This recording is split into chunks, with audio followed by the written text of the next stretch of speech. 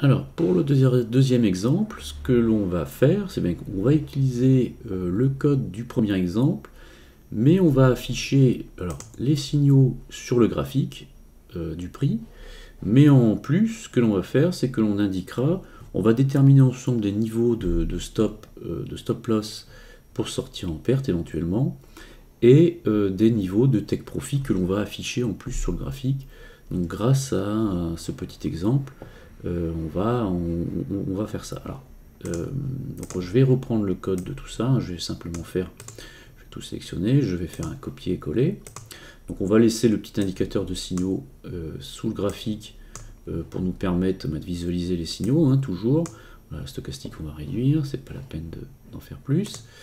On va donc installer un indicateur sur le prix, puisqu'on va afficher les infos sur le prix.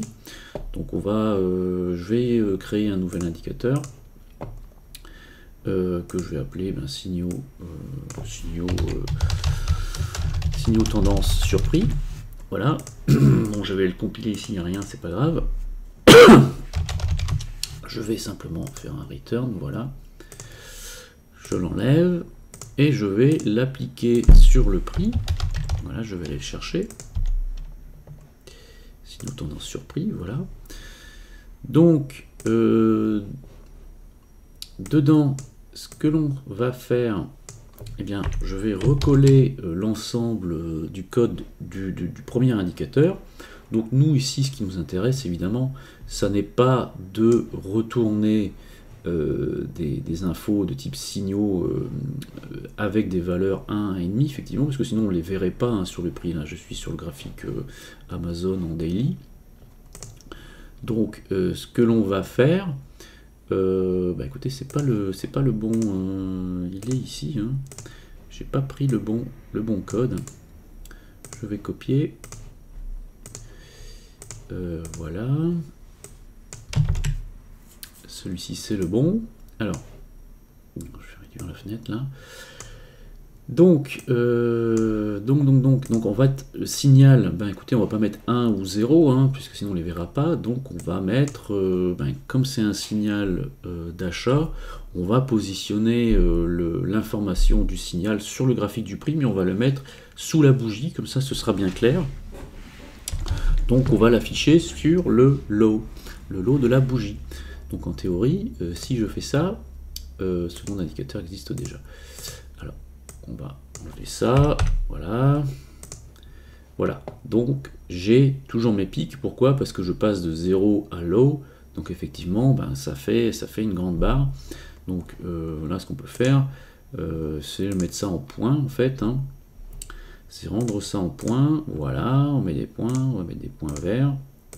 Voilà, ce sera quand même beaucoup plus clair. Bon, on pourrait aussi, avec les instructions graphiques, créer des flèches, hein, mais c'est pas le but de l'exercice ici. On fera ça dans d'autres formations. Donc là, ce qui nous intéresse, c'est de détecter, vous voyez, les signaux de trading qu'on a fait tout à l'heure avec le petit indicateur dessous du prix. Maintenant, on les a directement sur le prix. Donc, on considérera que les points verts, c'est les signaux d'achat. Donc nous, ce que l'on va faire tout simplement maintenant, c'est essayer d'implémenter ici, on va créer un espèce de canal où on va voir comment on le représente, mais on va en plus indiquer sur cet indicateur de signaux trading, on va indiquer des niveaux de stop. Alors, lorsque ma condition de stochastique de signaux s'avère vraie, à ce moment-là, on va créer une nouvelle variable qu'on va appeler stop loss, hein, pour bien l'identifier. Et on va lui dire que mon stop, c'est mon dernier plus bas, par exemple. Alors, mon dernier plus bas, comment on va le chercher? Écoutez, c'est l'instruction lowest, que l'on va chercher sur les 10 dernières périodes, parce que ça ne sert à rien de retourner très loin dans le passé. Donc, on va chercher le dernier plus bas, donc avec l'instruction lowest sur les 10 dernières périodes, et on va chercher le plus bas de quoi? Des lows, donc des bas des bougies. Donc, voilà, on a déterminé ce que l'on met dans cette variable stop loss. On va de toute façon ne pas le resetter à 0, puisque le stop loss, on veut que lui il continue dans le graphique. Donc on a affecté à la variable stop loss une valeur, mais on ne va pas resetter cette valeur jusqu'à ce qu'il y ait un nouveau signal pour que l'on continue à voir le niveau de stop sur le graphique. Donc je le retourne sur le graphique, et voilà, ce qui se passe, c'est que, alors on va mettre ça en pointillé rouge, ce sera bien plus clair. Voilà ce qui se passe. Donc j'ai un nouveau signal ici avec mon petit point vert. Mon niveau de stop, en fait, il est affiché ici, puisque c'est le dernier plus bas des 10 dernières bougies, donc c'est bien cette valeur ici de bougie. Et voilà, et on continue à l'afficher. Bon, ici le stop est tapé. Ici c'est pareil, on a affiché notre niveau de stop. Ici, ben, écoutez, il continue, puisque à chaque nouveau signal, eh bien, on affecte une nouvelle valeur à la variable stop loss.